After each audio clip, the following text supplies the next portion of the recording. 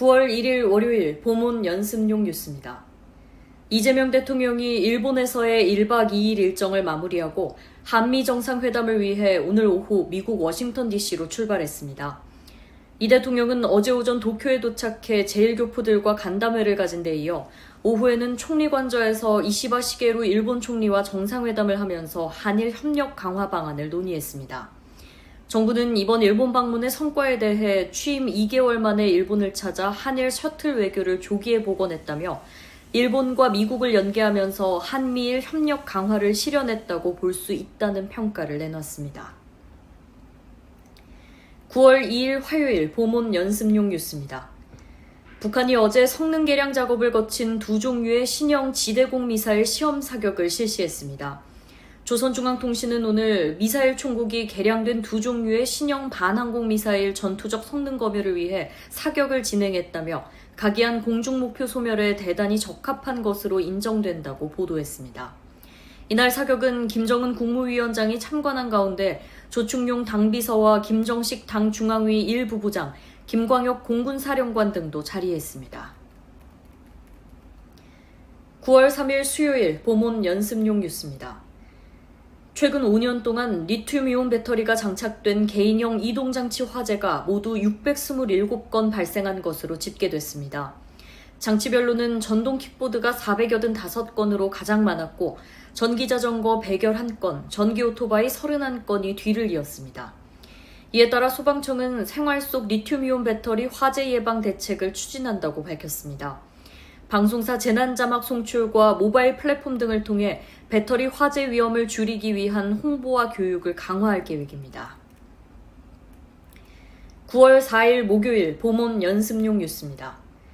서울의 한 고등학교에서 수류탄이 발견됐다는 신고가 접수돼 군 당국이 조사에 나섰습니다. 서울 구로경찰서는 오늘 오전 10시 40분쯤 구로구 궁동에 있는 한 고등학교 분리수거장에서 수류탄 2개가 발견됐다는 경비원의 신고가 접수됐고 군 당국이 출동해 수거했다고 밝혔습니다. 수거를 위해 현장을 통제하는 과정에서 학생과 교직원 등이 외부로 대피하는 소동이 벌어졌지만 별다른 인명피해는 없었습니다. 9월 5일 금요일 보문 연습용 뉴스입니다. 일론 머스크가 이끄는 우주기업 스페이스X가 화성 탐사를 목표로 개발 중인 대형 우주선 스타쉽의 10번째 지구궤도 시험 발사를 연기했습니다. 스페이스X는 발사를 앞두고 오늘 예정됐던 스타쉽의 10번째 비행은 중단됐다고 밝혔습니다. 스타쉽은 현지 시각 저녁 6시 30분 미국 텍사스주 보카치카 해변의 스타베이스 기지에서 발사될 예정이었습니다. 스페이스X는 지상 시스템 문제를 점검할 시간을 확보하기 위해라고 설명했습니다. 9월 6일 토요일 보문 연습용 뉴스입니다.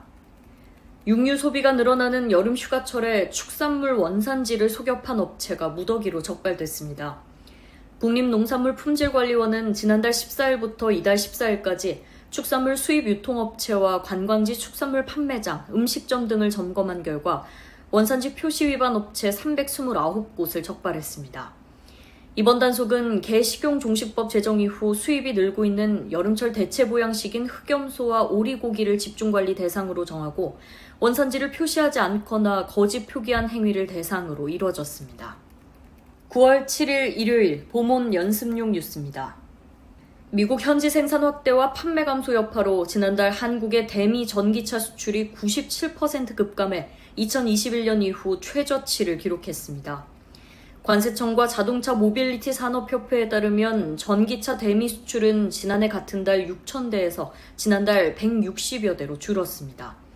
전기차 구매 보조제도 축소에 따라 미국 내 판매가 감소하고 현대차와 기아가 관세 대응을 위해 현지 생산 규모를 늘린 것이 수출 급감의 이유로 지목됩니다.